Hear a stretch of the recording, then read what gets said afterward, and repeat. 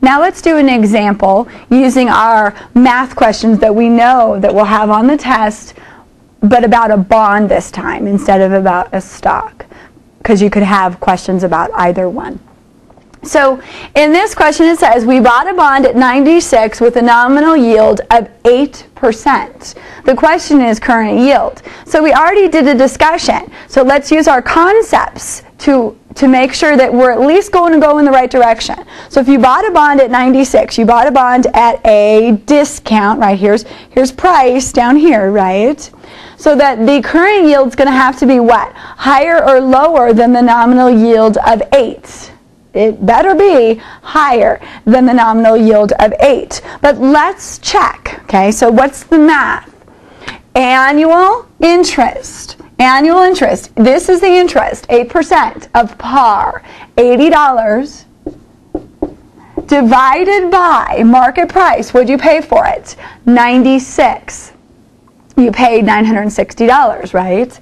So $80 divided by 960, use your calculator, make sure I did it right. 80 divided by 960, 8.3%.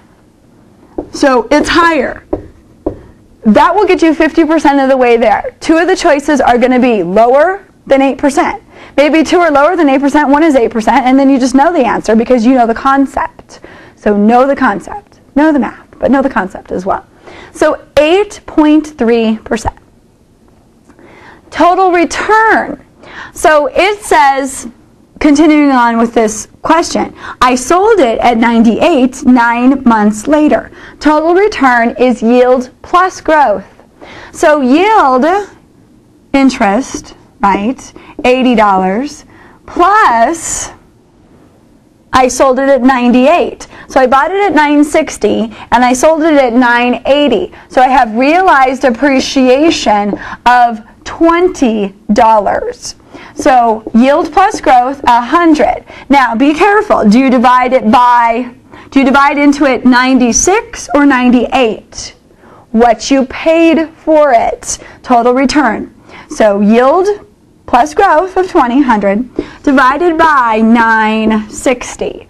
So 100 divided by 960. 100 divided by 960, 10.4%. Total return, 10.4%. After-tax return. Now, how is interest on a bond taxed? Ordinary income. And I did this on purpose. I made this a short-term capital gain. How are short-term capital gains taxed? Also, ordinary income. So we need to know after-tax return. Two ways to do it. We'll start off with the easier way, the one I like better.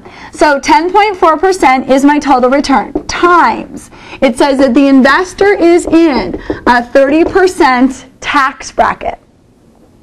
So of the 10.4%, do they get to keep all of it? No, they get to keep 100% minus 30%, which is 70%. So 10.4% times 70% gives us an after-tax return of 7.29. So I'll round that up to 7.3%.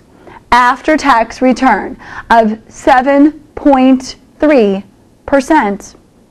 The other way you could have done that, right? Sometimes we want to do it the long way because that makes more sense to us. So we take the $80. We have $80 in interest income. How much goes to the IRS? Tax bracket of 30%. So of the $80 in interest income, we get to keep 70%, which is $56. $56 plus, here's my $20 short-term capital gain. How much of that $20 do I get to keep? 70%. 30% is the tax bracket, which means I get to keep $14, right? 70% of 20, $14. So $14 plus $56, $70 is what I get to keep after taxes. $70 divided by what I paid for it. $960 divided by 960 gives us, all right, it worked out again. That's one beautiful thing about math. If you do it right, it always works out, right? 7.29%. So 7.3% after tax return. But they could have asked you after tax yield. So after tax yield, we have, so be careful, don't do this, take it over there, take the yield and take it down. After tax yield. So 8.3 was what I had as a current yield, but how much do I get to keep of that? Tax bracket of 30%, 70%. So after tax yield, 0.083 times 0.7 is 5.8%. 5.8%. How else could I have done it? The $80, 30% goes to pay taxes, right? That gives us the $56 that we get to keep. How much did we pay for it? $960, which gives us an after-tax yield, 56 divided by 960 of 5.8%. Same answer, but two different ways to approach it. Either way is fine with me, as long as you're comfortable with it. So, which one's left? Real return. Real return, what do we need to do? We need to back out inflation. Remember that? So common mistake is people will go, oh, yield 8.3. They'll back out inflation. Or they'll sometimes go take the after-tax return and then back out inflation. But no, real return is from here to here. So that's why I've designed these quadrants in this formula.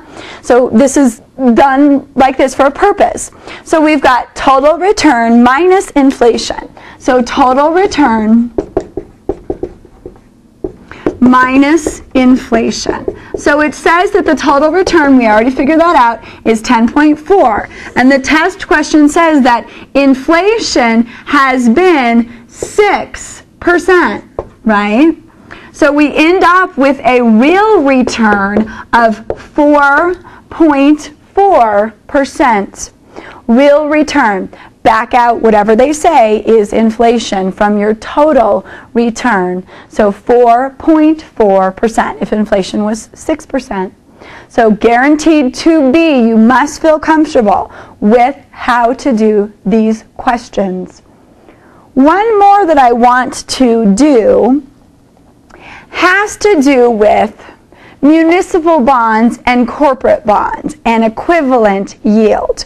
It really ties into the after-tax yield idea, but let's clean up the board and let's do an example here so that I'm real certain that you feel comfortable with how to answer the math questions.